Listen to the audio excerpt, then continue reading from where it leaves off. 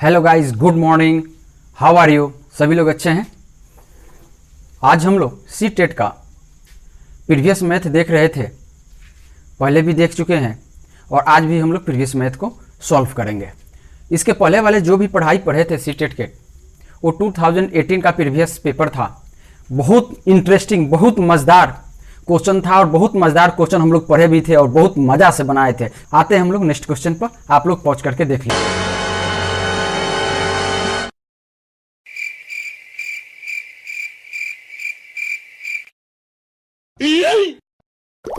आप लोग पढ़ लिए हैं? किसी को कोई प्रॉब्लम? हाँ, प्रॉब्लम है, तभी तो हम खड़े हैं बताने के लिए। आते हैं आप लोग, चलिए नेक्स्ट क्वेश्चन पे सॉल्व करते हैं। हम लोग का जो भी पेपर होने जा रहा है, ये सी टेट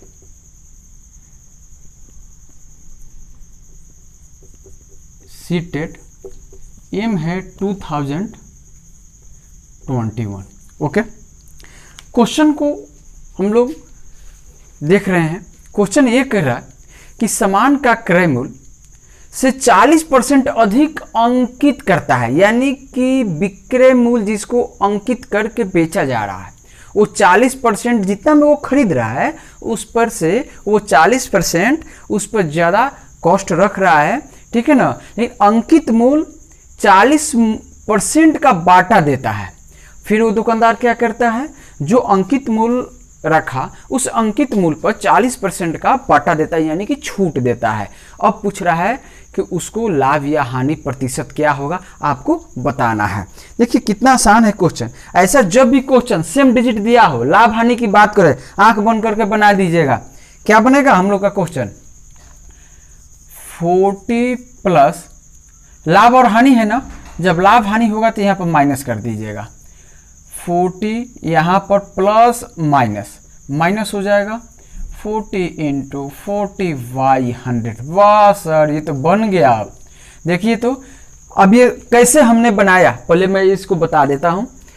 पहले लाभ किया है, इसलिए यहाँ पर माइनस का साइन मैंने नहीं दिया है, 40 लिख दिया। फिर हानि की बात करता है, यानी कि बाटा की बात किया है, यानी कि छूट की बात कर रहा है, हानि की बात कर रहा है, इसलिए माइनस दिया है। यहाँ प्लस यहाँ माइनस मिल करके क्या हो गया, माइनस। इस दोनों संख्याओं को मल्टीप्लाई करके आप 2200 कर दीजिएगा, आपका आंसर फाइनली निकल जाने वाला है। ठीक है, तो ऐसे हम लोग क्वेश्चन को अब सॉल्व करते हैं। सॉल्व करने में ये तो कैंसिल, घटाने का प्लस माइनस घट जाता है बाबू। इसको मल्टीप्लाई करेंगे, क्या हो जाएगा, -4 4 जा 16। तो ये जो 4 4 जा 16 है, ये माइनस क्या इंडिकेट करता है, ये हानि को इंडिकेट करता है। तो आपके क्वेश्चन में दिया होगा हानि कितना परसेंट का, 16% का। ये आपका आंसर। मजा आ रहा है कि नहीं? देखिए तो कितना आसानी से हम लोग बना लिए। तो आपका ऑप्शन नंबर कौन सा आएगा? 4 नंबर ऑप्शन आएगा। चलिए नेक्स्ट क्वेश्चन पर।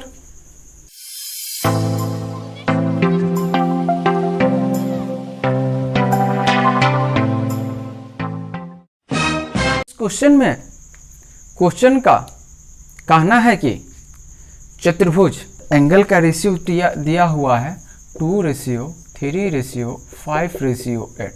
एक बात बताइए आप लोग कि ये जो चतुर्भुज है, ठीक है, जिसमें 4 भुजाएं होती है, चतुर्भुज होता है, इसका टोटल एंगल का मेजरमेंट कितना होता है? टोटल होता है 360 डिग्री। होता है कि नहीं होता है? समझ में आ रही है ना?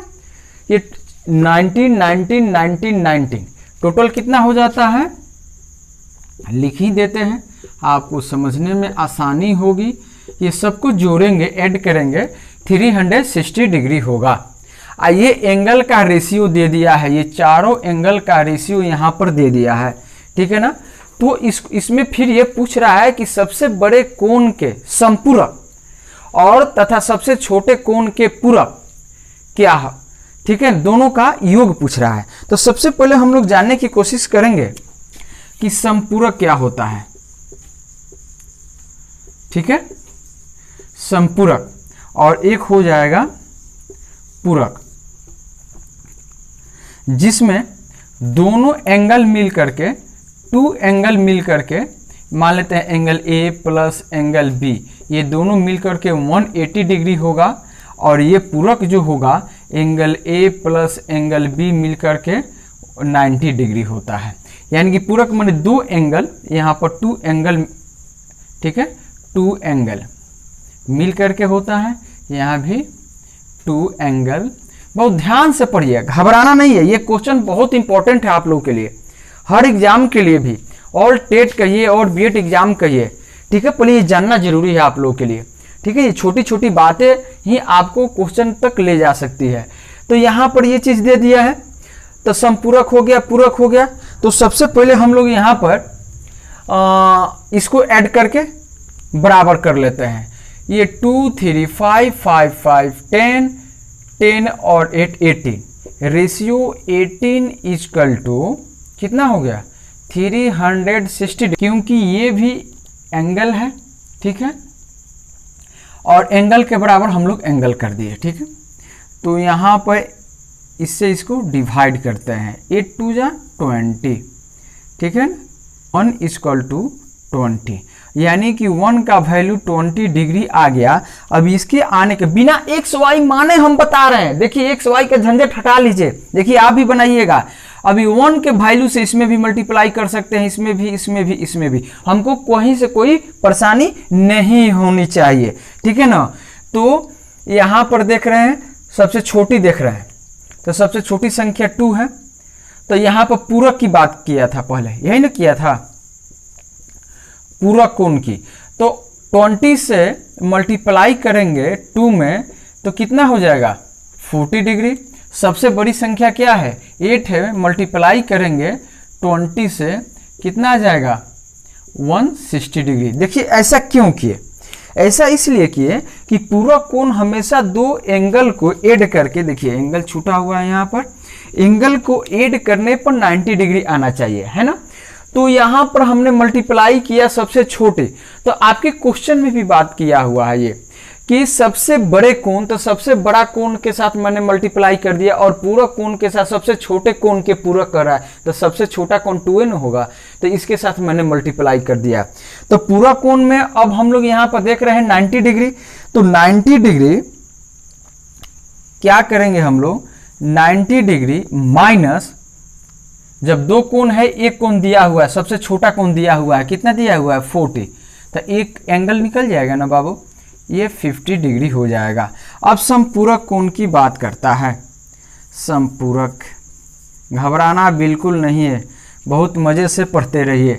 कितना है 80 डिग्री, एक उसमें का बड़ा एंगल क्या दे दिया है 160 डिग्री हम लोगों ने निकाल रखा है।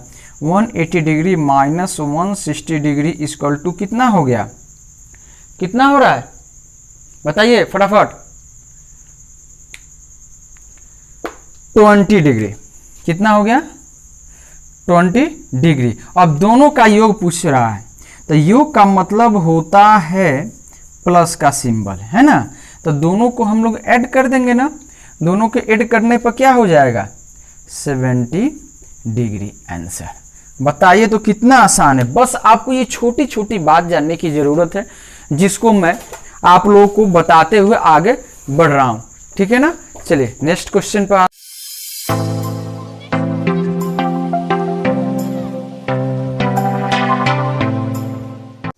तो यहाँ पर हम लोग माप देख रहे हैं कि भुजा का माप क्या दिया हुआ है, ठीक है। तो माप जो है, पहला माप दे दिया है त्रिभुज की भुजा का 15, दूसरा दे दिया है, क्या दे दिया है 17, और आगे इसमें यही पूछ रहा है कि तीसरी भुजा की लंबाई में सत्य क्या है, तीसरी भुजा की लंबाई में सत्य क्या है। तो देखिए त्रिभुज में हम लोग जानते हैं 3 भुजा होती है, 3 भुजा में 2 भुजा हम लोग का दे रखा है। पहला 15 क्या है 15 सेंटीमीटर है, सॉरी छोड़ दिए हैं हम लोग 15 सेंटीमीटर, दूसरा 17 सेंटीमीटर। पाइथागोरस प्रमेय से हम लोग जाते हैं त्रिभुज यही ना होता है, ध्यान से आप लोग समझिएगा, इसमें सत्य की बात कर रहा है। सपोज डेट ये ए बी सी हो गया, तो यहाँ पर हम लोग जानते हैं 17, जो बड़ी भुजा होती है वह हमेशा कर्ण होती है। तो 17 हम लोग यहाँ भी लिख सकते हैं पहले कंडीशन में, या यहाँ भी लिख सकते हैं, जो भी हो। एक 15 सेंटीमीटर है तो 15 यहाँ भी हो सकता है, यहाँ भी हो सकता है कि नहीं है। तो दो कंडीशन इसमें फॉलो हो रहा है। या हम लोग लिख सकते हैं तीसरी भुजा को पूछ रहा है तो हो सकता है कि 17 से ज़्यादा भी हो जाए, है कि नहीं। तो 17 से ज़्यादा होगा तो यहाँ से हम लोग 70 को हटा लेंगे। किसको हटा लेंगे? 17 को हटा लेंगे, तो 17 यहाँ भी आ सकता है। तो दोनों कंडीशन को हम लोग फॉलो करते हुए चल रहे हैं। पहला कंडीशन, पहला केस में हम लोग जानते हैं AC square equal to AB square plus BC square. First case में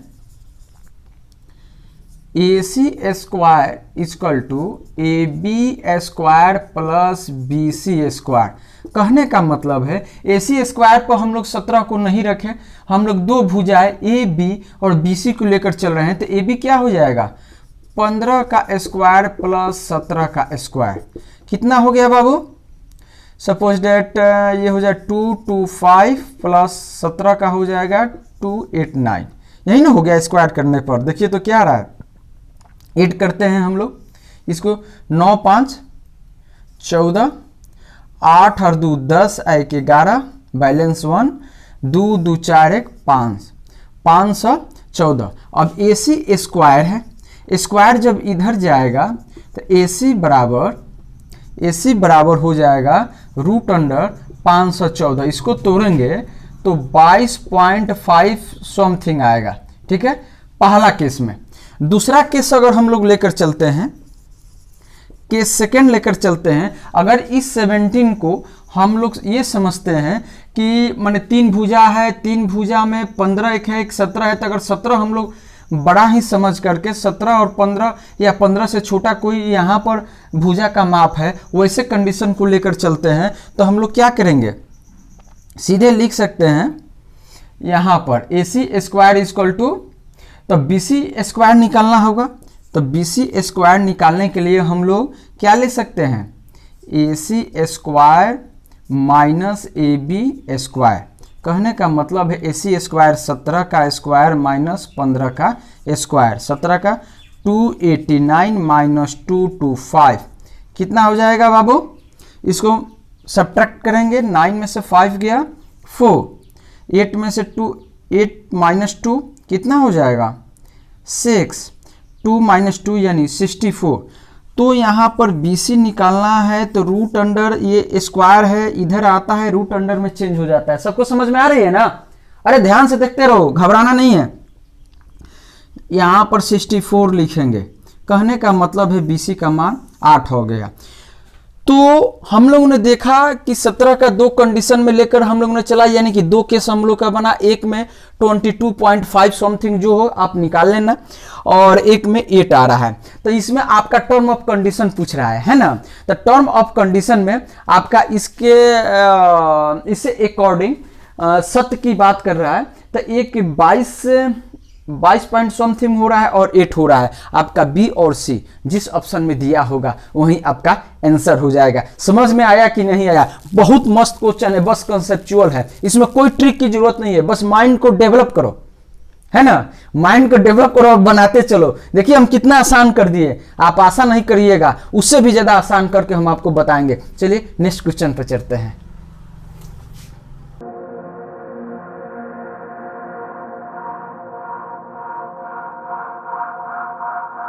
आप लोगों ने पॉज करके पढ़ लिया। ये भी क्वेश्चन आप लोग जब पढ़े होंगे तो थोड़ा सा मन घबरा रहा होगा, तो ऐसे कंडीशन में आप लोग थोड़ा भी मत घबराइए, ये क्वेश्चन बहुत आसान है। आइए अब हम लोग इसको समझते हैं। क्वेश्चन क्या कर रहा है पहले हम लोग उसको देखते हैं, है ना? क्वेश्चन यही कर रहा है कि एक जो त्रिभुज का कोण है वो 110 डिग्री का है, ठीक है? दो समद्विभाजक, समद्विभाजक मतलब दो भुजाओं को विभाजित करने वाली। कैसे? आइए हम लोग देखते हैं। सबसे पहले मान लेते हैं ये त्रिभुज हो गया ना बाबू, किसी को कोई प्रॉब्लम? एक कोण यहां पर दे दिया है 110 डिग्री, समद्विभाजक, ठीक है? कोण की बात कर रहा है, यही ना? समान भागों में बांट रहा है, वही ना समद्विभाजक होगा। देखिए तो इसको अगर A ले लेते हैं, B ले लेते हैं, C ले लेते हैं, एंगल का नाम है ये एंगल, ये एंगल, ये एंगल, और कर रहा है आपका क्वेश्चन कि समद्विभाजक के बीच बने कोणों की माप की बात कर रहा है ना? कैसे निकालेंगे? तो देखिए, तो यहाँ से यहाँ हमने खींचा, यहाँ से यहाँ रेखा खींचा, इसके बीच में यही ना कोण बन रहा है, एक एंगल बन रहा है। इस एंगल का नाम हम लोग क्या दे देते हैं? एम दे देते हैं। कुछ भी नाम अल्फाबेटिकल हम लोग दे सकते हैं। तो ये एम हो गया। यहाँ की कोण की बात कर रहा है, कोई दिक्कत नहीं है आप लोगों को। ऐसे कंडीशन में हम लोग सबसे पहले अब इसको बनाने की कोशिश करेंगे। बनाने में क्या करना है आप पहले ध्यान से सुन लीजिए।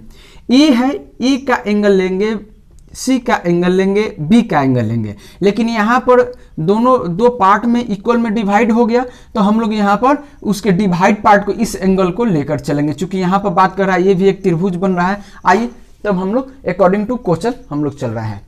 अब बात कर रहे हैं angle A plus B plus angle C equal to 180 degree. समझ में आया? कोई दिक्कत नहीं है सर? क्या बात है सर। एंगल ए का वैल्यू नहीं मालूम है तो एंगल ए लिख दिए, प्लस एंगल बी का वैल्यू मालूम है तो हमने लिख दिया 110 डिग्री। एंगल सी का वैल्यू नहीं मालूम है तो एंगल सी लिख दिया। क्या बात है सर, आपने तो मजा ला दिया। प्लस एंगल सी, एक जाति को एक जाति के तरफ कर देंगे, जो एक जाति का नहीं है उसको एक तरफ करेंगे। 100 डिग्री है, ठीक है, 180 डिग्री माइनस 110 डिग्री, घटाने के बाद कितना आ गया? 70 डिग्री। ये किसका वैल्यू हो गया? A plus angle A plus angle C equal to 70 degree. ये तो टोटल एंगल की बात कर रहा है ना मेरे दोस्त, ठीक है। लेकिन हम लोग को इस एंगल को निकालना है, मतलब इस पार्ट को, इधर वाले पार्ट को निकालना है। तब हम लोग क्या करेंगे? एंगल ए डिवाइडेड 2 कर देंगे ना, दो पार्ट में डिवाइड है, plus angle C by 2 divide है कि नहीं, सी को भी दो पार्ट में डिवाइड है, इक्वल टू 70 है। तो दोनों का पूरा एंगल का मान जोड़ करके 70 डिग्री है। आधा के लिए हम लोग क्या करेंगे? इसमें डिवाइड 2 कर देंगे, ये 35 हो जाएगा, ठीक है, डिग्री। ये पहला मान लेते हैं इक्वेशन हो गया। सेकंड केस में हम लोग आते हैं। सेकंड केस क्या कहता है कि अब ई एम सी में लेकर चलते हैं, त्रिभुज ए एम सी। यहां पर ये तो बड़ा त्रिभुज लेकर चले थे, अब छोटा त्रिभुज हम लोग लेकर चल रहे हैं। समझ में आ रही है ना दोस्त? बहुत आराम से समझिए, बहुत आसानी तरीके से हम बता रहे हैं, बहुत आसान है ये क्वेश्चन, बस आप लोगों को कंसेप्ट की जरूरत है ना। चलिए आते हैं, अब इसमें हम लोग क्या लिखेंगे? Angle A by 2। चूंकि अब देखिए ए बाई 2 लिखने का कारण क्या हुआ? अब ए एम सी, ये एंगल की बात कर रहा है, ध्यान से देखिए, ठीक है। तो ये एंगल में, ये एंगल तो छूट गया, ये एंगल छूट गया। अब इस ट्रेंगल में, यानी कि इस त्रिभुज में, ये एंगल हो गया, ये एंगल हो गया, ये एंगल, 3 एंगल हम लोग को मिल गया ना, कोण मिल गया ना। तो ये एंगल को लिखने के लिए हम लोग ए बाई 2 लिखेंगे ना जी, plus angle C by 2 plus, अब एक ये तो एंगल भी तो बन रहा है A M C, angle A M C equal to 180 degree. अब इसके बदला हम लोग क्या लिख सकते हैं मेरे दोस्त? 35 डिग्री लिख सकते हैं। अभी हम लोग ने लाया था यहाँ पर 35 degree plus angle A M C, समद्विभाजक, यहाँ से यहाँ, यहाँ से यहाँ पर बना कोण का माप पूछ रहा है, तो इसलिए यहाँ पर हम लोग लिख दिया। देखिए तो बन तो गया, अब आपको कुछ नहीं सोचना है। देखिए आंसर आपके आंख के सामने अब दिख गया। 180 डिग्री है, इधर से प्लस में इधर जाएगा तो माइनस में हो जाएगा, तो 180 डिग्री में से 35 डिग्री जाएगा, 145 डिग्री। देखिए तो आपके बुक में आंसर है कि नहीं है, मजा आया कि नहीं आया? एक बार बोलिए, कितना शानदार क्वेश्चन है। इसको आसान तो हम लोग ने कर दिया, ठीक है ना, आपने कर दिया। आप जब समझ गए तो आप ही ने किया। तो चलिए नेक्स्ट क्वेश्चन पर आते हैं।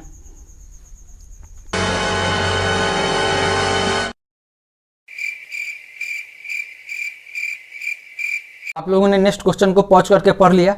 ये भी क्वेश्चन बहुत आसान है। क्वेश्चन कर रहा है कि कोई एक टंकी की बात कर रहा है, वो कैसा है? क्यूबाइड है, घनाभाकार का है, ठीक है, जिसमें आयतन उसका दिया है, वॉल्यूम दिया है कि 540 मीटर क्यूब, उसमें वाटर आ सकता है, यानी कि टोटल उसकी रखने की क्षमता कैपेसिटी उतना है। उसकी क्या दिया हुआ है, एक आपका गहराई दिया हुआ है, गहराई कितना है हम लोग का 8 मीटर लंबाई और चौड़ाई 15 मीटर है। तो आइए अकॉर्डिंग टू फिगर हम लोग समझते हैं। सपोज डेट ये ऐसा है,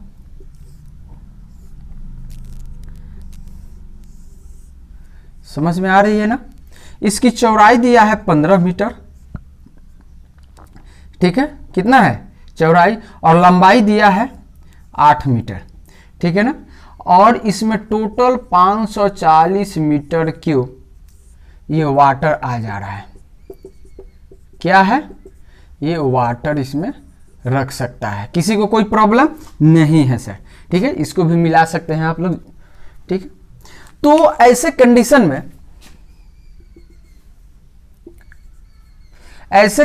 में हम लोग अब सोचेंगे इसको कैसे निकालना है। तो सबसे पहले आपको क्यूबाइड और घनाभ की बात कर रहा है, तो घनाभ में क्यूबाइड निकालने के लिए L into B into H formula होता है। तो यहां पर वॉल्यूम की बात करेंगे, वॉल्यूम क्यूबाइड, ठीक है।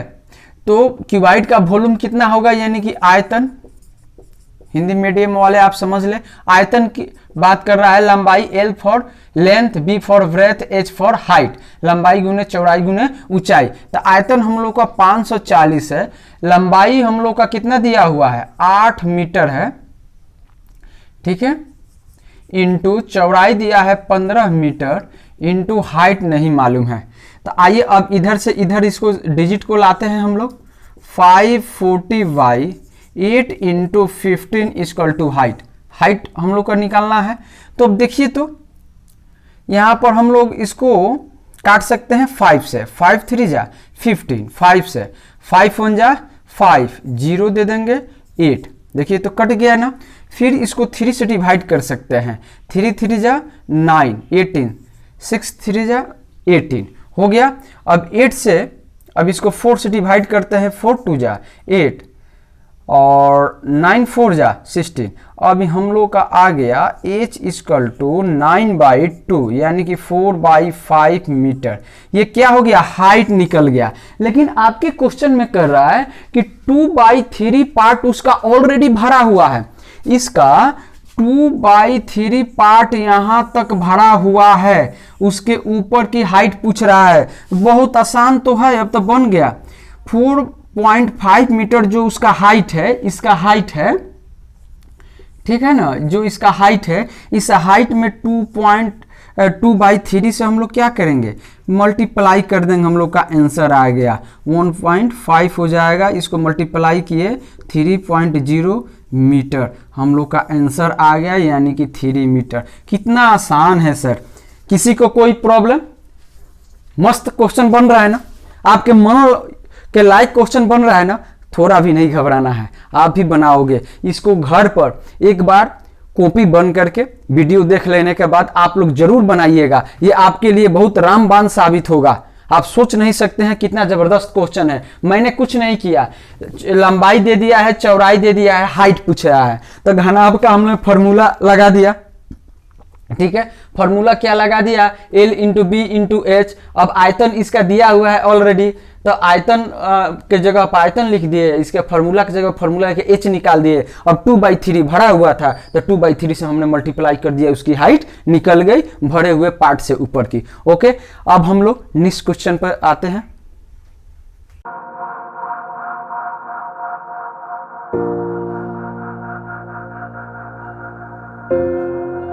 देखिए, अब तो समबाहु त्रिभुज का क्षेत्रफल हम लोग का इतना हो गया।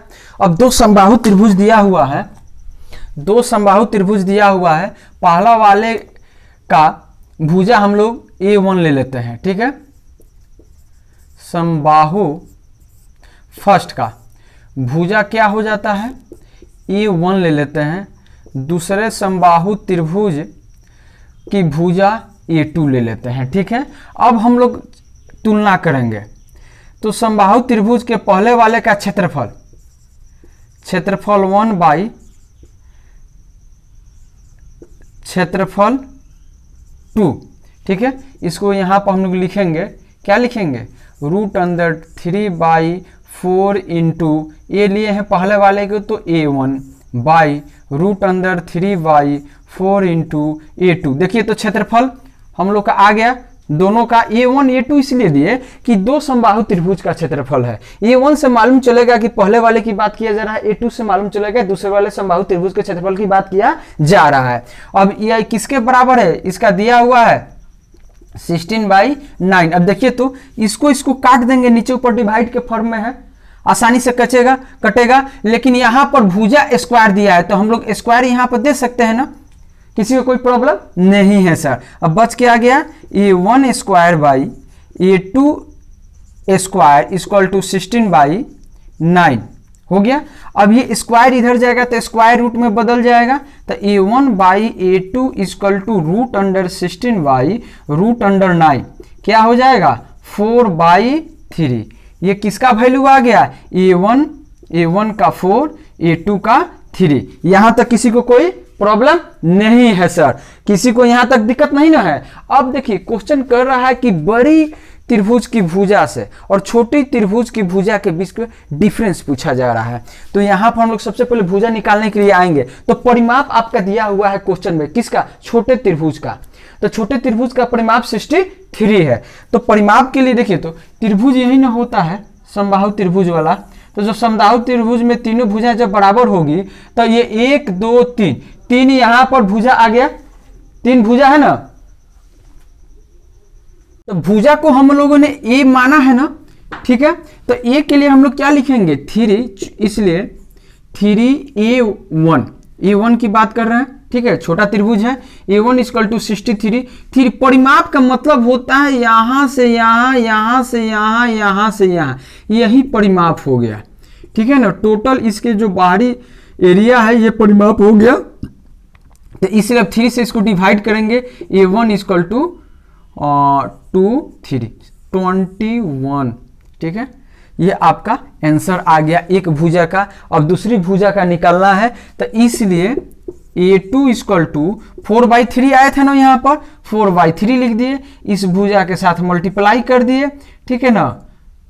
क्या हो गया, दोनों को मल्टीप्लाई किए 28 हो गया। तो एक बड़ी भुजा हम लोग का आ गया 28, छोटी आ गया 21। दोनों के डिफरेंस पूछ रहा है, क्या लिखेंगे 28 माइनस 21 इक्वल टू 7।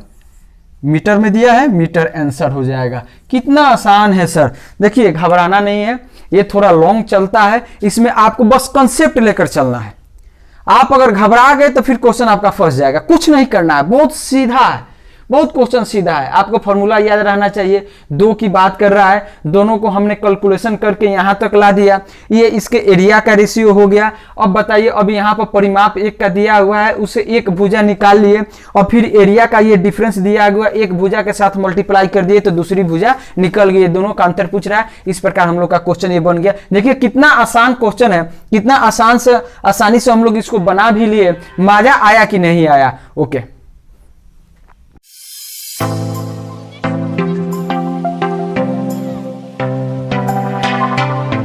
आप लोगों ने पहुंच करके इस क्वेश्चन को भी देख लिया।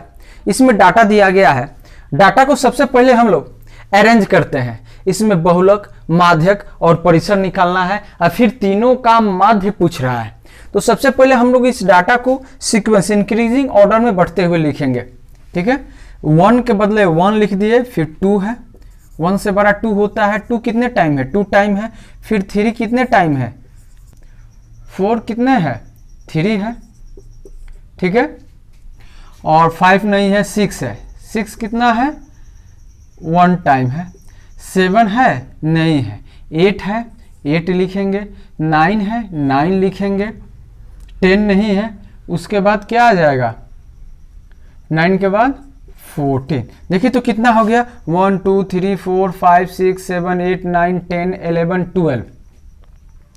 यहाँ पर 1 2 3 4 5 6 7 8 9 10 11 12 13, ये कोई ना कोई छूट रहा है, ठीक है।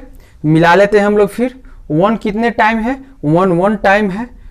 2 टाइम है। 3 टाइम है, ठीक है। 8 2 टाइम है। यहाँ पर एक और 8 लिख देते हैं। ठीक है, हो गया हम लोग का। अब बहुलक निकालने के लिए सबसे पहले बहुत आसान तरीका बहुलक के लिए कि इसमें जो डिजिट जितने बार आया हो, जितना बार रिपीट हुआ हो, जितना बार इसमें अधिक से अधिक संख्या में लिखा गया है, वही बहुलक, बिना कलम चलाए आंसर आ गया। 1 है 1 टाइम है, 2 है सिर्फ 2 टाइम है, 3 है 2 टाइम है, 4 सबसे ज्यादा दिख रहा है 1 2 3, बाकी कोई ऐसा डिजिट नहीं है जो सबसे ज्यादा रिपीट किया हुआ है। तो यहाँ पर हम लोग क्या लिखेंगे, 4 को लिख देंगे। तो बहुलक हम लोग का क्या आ जाएगा, बहुलक 4 हो गया। अब माध्यक की बात कर रहा है, माध्यक में क्या होगा, तो यहां पर सबसे पहले how many number of digit in this data, तो टोटल 13 है। तो माध्यक के लिए सबसे पहले कितना डिजिट हो गया हम लोग का डाटा जो दिया गया है, ये डाटा 13 हो गया। जब ऑड रहता है तो उसमें +1 कर देते हैं, /2 कर देते हैं, हम लोग का माध्यक निकल जाता है 14/2 = 7, यानी कि 7वां पद जो होगा वो हम लोग का माध्य होगा। अब ये 7 नहीं हुआ आंसर, ये 7वां पद होगा जो माध्यक होगा। कैसे, तो हम लोग काउंट करते हैं 1 2 3 4 5 6 7, देखिए तो 7वां पद क्या है, 4 है, तो हम लोग का आंसर 4 हो जाएगा। कितना आसान है। अब पूछ रहा है परिसर हम इसके पहले वाले क्लास में भी आप लोगों को बता दिए थे कि परिसर निकालने के लिए बड़ी संख्या की जो मान होती है, बड़ी संख्या वाला मान माइनस छोटी संख्या की मान जो होती है उसको हम लोग घटा देते हैं, आंसर आ जाता है। तो बड़ी संख्या इसमें क्या है, 14 है, देखिए तो आपको दिख रहा है ना, माइनस छोटी संख्या क्या हो गई, 1 हो गया, यानी कि 13। ये हम लोग का परिसर हो गया। अब माध्य पूछ रहा है, इस तीनों का माध्य क्या होगा, तो देखिए तो पहल बहुलक क्या आ गया 4 प्लस माध्यक क्या आ गया 4, इस सबको जोड़ देंगे, माध्य निकालने में सबको जोड़ते हैं, परिसर कितना आ गया 13, सबको जोड़ करके कितना डिजिट है 1 2 3, नीचे से 3 से डिवाइड दे देंगे, तो ये कितना हो गया 4 4 8, तो 13 और 8 कितना हो जाएगा 21/3 डिवाइड कर दिए 7, आंसर 7 हम लोग का क्या हो गया, ये सब का बहुलक माध्यक परिसर तीनों का माध्य हम लोग ने निकाल दिया। साथ ये क्वेश्चन आना ही आना है सीटेट में, कोई भी ऐसा पेपर नहीं है जो आप देखे होंगे ये क्वेश्चन नहीं मिला होगा। ये बहुत आसान भी है, अब ये बनाने के लिए भी आप लोगों के लिए भी आसान है, लेकिन ये परीक्षा में आना ही आना है, इसलिए आप लोग इसको घर पर जाकर बहुत ढंग से इसको आप लोग खुद से प्रैक्टिस कीजिएगा। और यहाँ पर मुझे आशा है कि सभी लोग ने समझ लिया होगा, किसी को कोई प्रॉब्लम नहीं है। ठीक है, मैं ऐसा करता हूं कि इसमें क्वेश्चन में किसी को कोई प्रॉब्लम अगर एग्जाम में आ जाता है तो नहीं होगा। चलिए तब हम लोग नेक्स्ट क्वेश्चन पर चलते हैं।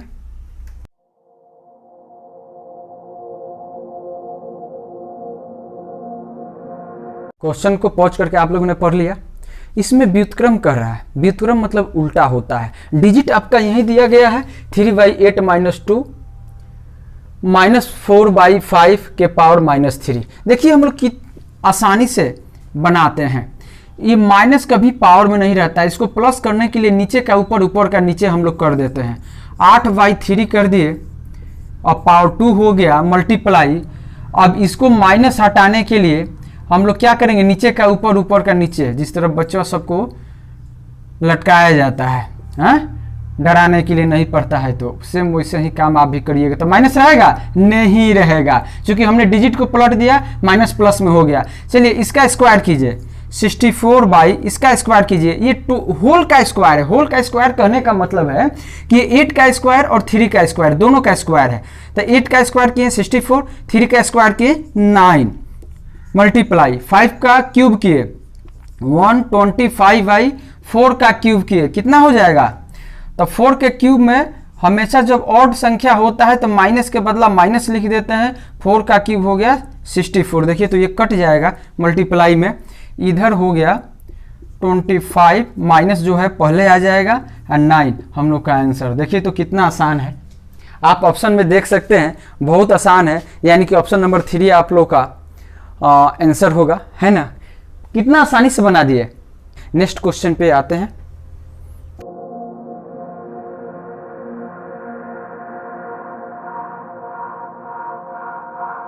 को आप लोगों ने पढ़ लिया, क्वेश्चन को आशा है कि समझ लिया।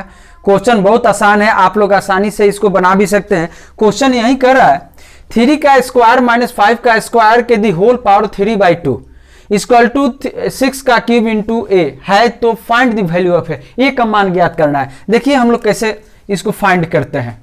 ठीक है, इसका स्क्वायर करेंगे 169, इसका स्क्वायर करेंगे -25। सबसे पहले हम लोग ब्रैकेट का काम करते हैं, आप लोग को मालूम होना चाहिए इस चीज को, equal to 6 cube, okay, into A, यही ना दिया हुआ है क्वेश्चन। इससे इसको सब्ट्रैक्ट कीजिए, कितना हो गया, 9 में से 5 गया 4, 6 में से 2 गया 4 और 1 का 1 हो जाएगा, 144 के power 3/2 equal to 6 cube into A. अब देखिए तो ये किसका स्क्वायर होगा, क्यों करेंगे स्क्वायर सर, इसलिए करते हैं कि ये 3/2 के फॉर्म में है। पावर निकालने के लिए हम लोग को एक डिजिट का होना जरूरी है, इसे सबसे पहले नीचे वाले 2 को उड़ा देंगे। कैसे उड़ाएंगे, तो 2 का स्क्वायर ब्रैकेट तोड़ेंगे, इन 2 में हो जाएगा और 3/2 लिखेंगे। देखिए तो 2 टूर गया, अब 12 के पावर 3 इक्वल टू 6, समझ में आ रही है ना आप लोगों को, 6 क्यूब इंटू ए। और देखिए इधर भी क्यूब इधर भी क्यूब, गुना में है, इधर आएगा तो भागा में हो जाएगा, डिवाइड के फॉर्म में हो जाएगा, the whole cube equal to A. इसको डिवाइड करेंगे 2, यानी कि हम लोग लिख सकते हैं 2 का क्यूब इक्वल टू ए, तो कितना हो जाएगा, ए इक्वल टू 8। वाह सर आप तो कमाल कर दिए, मजा ला दिए हम लोग के क्लास में। आप तो ऐसे मैथ पढ़ाइएगा तो सी-टेट तो हम लोग का निकलना है, यही ना कहते होंगे आप लोग। तो आप बनाइए ना, अभी तो शुरुआत है, अभी तो 2 से 3 वीडियो हम लोग का ऐसा चला। ऐसे हम ऐसा मैथ का हम बोल दिए थे पहले ही कि आप मैथ की चिंता हटा लीजिए, बाकी सब्जेक्ट पर ध्यान दीजिए, और बाकी सब्जेक्ट पर हम भी चलेंगे, लेकिन सबसे पहले आप लोग का मैथ स्ट्रॉन्ग कर दे। आप देखिए तो कितना आसानी से हम लोग बना दे, बस कैलकुलेशन करना है, यहीं पर आप लोग फंस जाते हैं कैसे कैलकुलेशन करना है ना। तो चलिए इसको घर पर जरूर बनाइएगा, जितना क्वेश्चन है प्रैक्टिस कीजिएगा। आइए नेक्स्ट क्वेश्चन पर चलते हैं।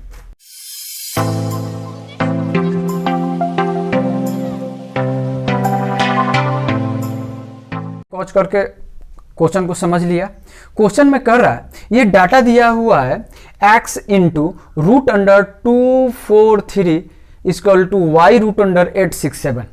पूछ रहा है कि x और y अगर सअभाज्य संख्याएं हैं तो x minus Y equal to what. Question में कोई दम नहीं है। सअभाज्य संख्या, अभाज्य संख्या आप जानते हैं जो खुद से और 1 से कटे, है ना। सबसे छोटी अभाज्य संख्या 2 होती है। तो यहाँ पर 2, 3, 5, 7, 11 ये सब अभाज्य संख्याएं हो गई। इस तरीके का अगर संख्या आता है तो उसके अंदर अंतर बता देना है आप लोगों को, बड़ी संख्या से छोटी संख्या को घटा देना है। तो सबसे पहले हम इसको सॉल्व करते हैं, क्या आता है, एक्स वाई का वैल्यू निकालते हैं। एक्स वाई क्या है, दोनों अभाज्य संख्या है। तो एक्स बाई वाई यहाँ पर कुछ में नहीं है, मल्टीप्लाई में है, तो इधर लेते हैं। तो इधर क्या बच गया, √867, वाई इधर क्या हो गया 243। अब देखिए ऐसे कंडीशन में हम लोग क्या करते हैं, बड़का कर देते हैं एक के बार में, ठीक है ना। 867 बाई क्या स्क्वायर रूट को दोनों के बराबर कर देते हैं, क्योंकि दोनों का यहाँ पर जो भी घात है ये 2 है, ठीक है ना। कोई आपको घबराने की जरूरत नहीं है कि सर ने क्यों बड़ा कर दिया। इसको क्या करिए, 3 से डिवाइड दे दीजिए, दोनों कट जाने वाला है। 3 से डिवाइड देने का कंडीशन क्या होता है, ये तीनों डिजिट को जोड़ करके उसके योगफल में अगर 3 से भाग लग जाता है तो 3 से डिवाइड हो गया। तो दोनों को जोड़िएगा, भाग लग जाएगा, इसमें क्या हो जाएगा 3 2 जा 6, 3 2 जा 6, 2 बच गया 26। अब यहाँ पर हम लोग फिर 3 से डिवाइड देंगे, 8 4 जा 24, 2 बच गया 27, 9 बाई यहाँ पर 81। अब देखिए तो दोनों का स्क्वायर रूट निकालना आसान हो गया कि नहीं हो गया। इसका क्या करेंगे, ठीक है, दोनों को अलग अलग भी लिख सकते हैं या डायरेक्ट हम लिख देते हैं, ठीक है।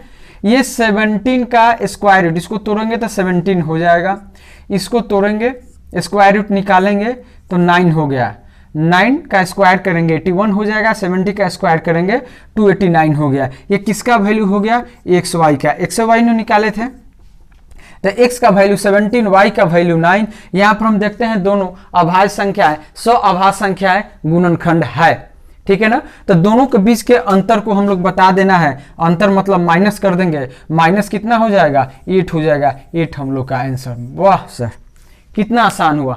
आप लोग इसको बनाइए, घर पर देखिए, आपके ऑप्शन में दिया हुआ है, ऑप्शन नंबर बी आपका आंसर होगा, ठीक है ना।